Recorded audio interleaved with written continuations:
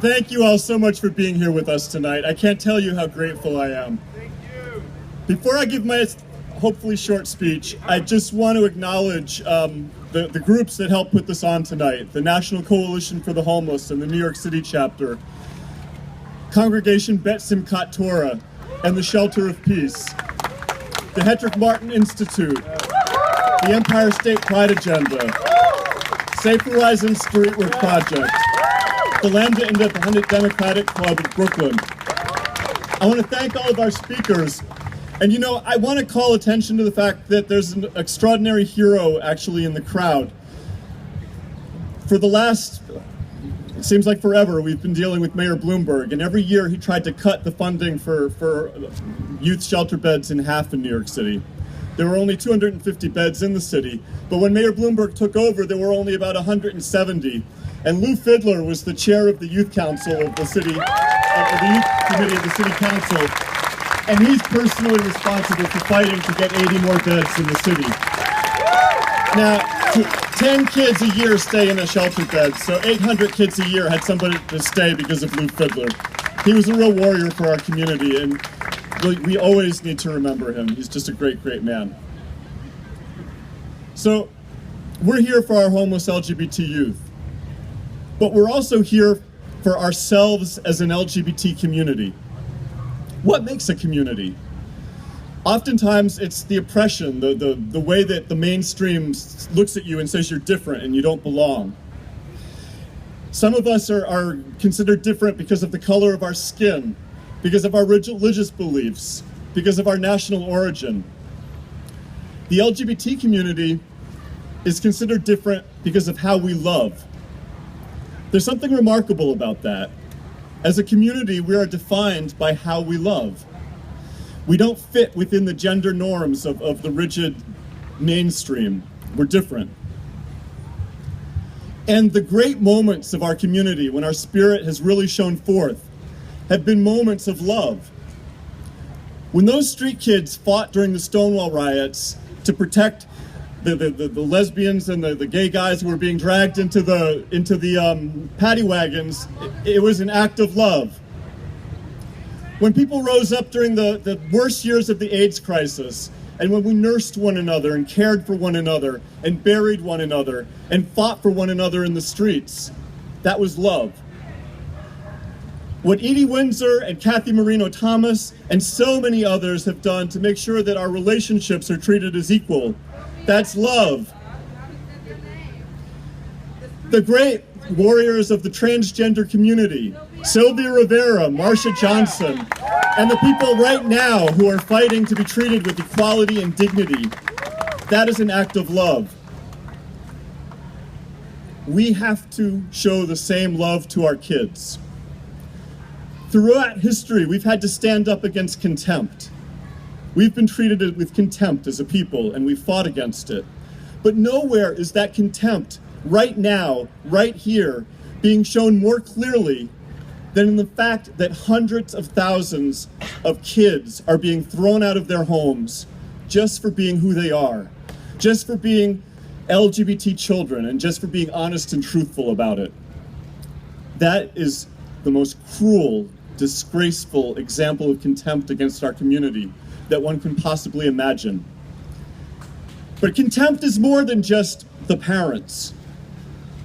Think back to the AIDS era, when we couldn't get the president to say HIV or AIDS, when we couldn't get our mayor to respond. Contempt expresses itself in how our government treats us. And if there are 4,000 beds in this country for 500,000 homeless youth, that is contemptuous indifference. It's contemptuous.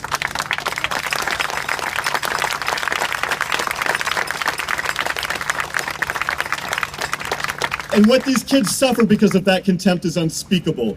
In their bodies, to be hungry, to be scared, to be frightened, to be sleeping in park benches and abandoned buildings, to have to sell their bodies, to be abused in the streets.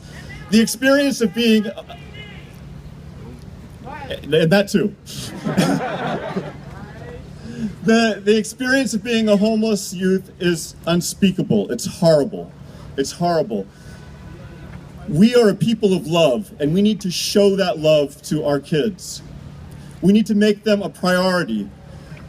Our advocacy organizations, our media, our foundations, they have to treat this like what it is, the largest crisis facing the LGBT community in our times. 500,000 homeless kids, 200,000 of them LGBT, thrown out because of homophobia.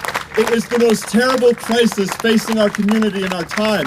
And we have to rise up as a people and demand that our movement be what our kids need us to be.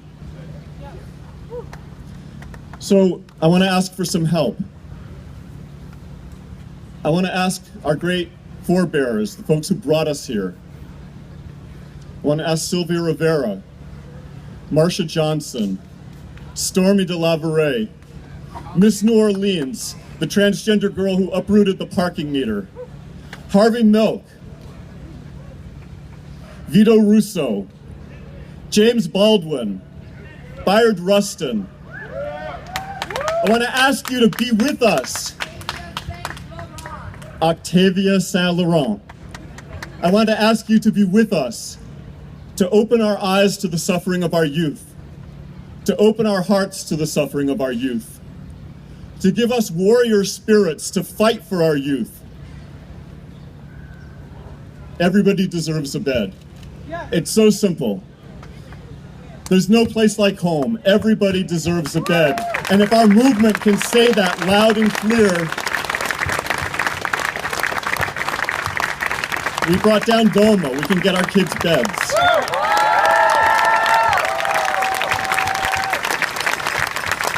We are a people of love. We are a people defined by love. And it's a violation of love to allow our kids to be in the street. If you're a parent and your child is missing in the streets, you're desperate. You're desperate. You fight with all your might to find that kid, to protect them. That's got to be the spirit that we have as a people. And so tonight we launched this movement saying that every young person deserves a bed. Now, I just want to ask for your voices to join with mine for just a moment. So follow me. We are a people of love. We are a people of love. We are a people of love. Every kid deserves a bed. Every kid deserves a bed tonight. Every kid deserves a bed tonight. We are a people of love. And now, I want to show a different kind of love. I want to bring up one of the beautiful young women of the Ali Fernay Center, Miss Tara.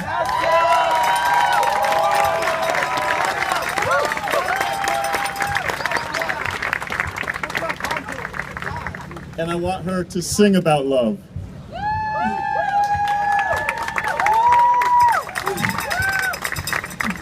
Take your time. If I should stay, I will only be in your way. So I'll go, but I know I'll think of you every step of the way.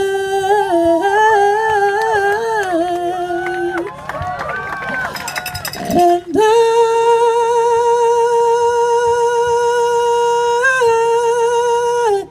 will always love you.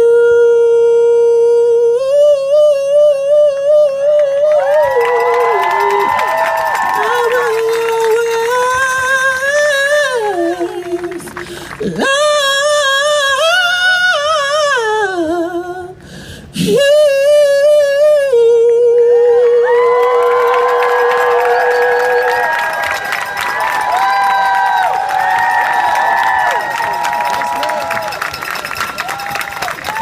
Thank you all so much, and God bless you.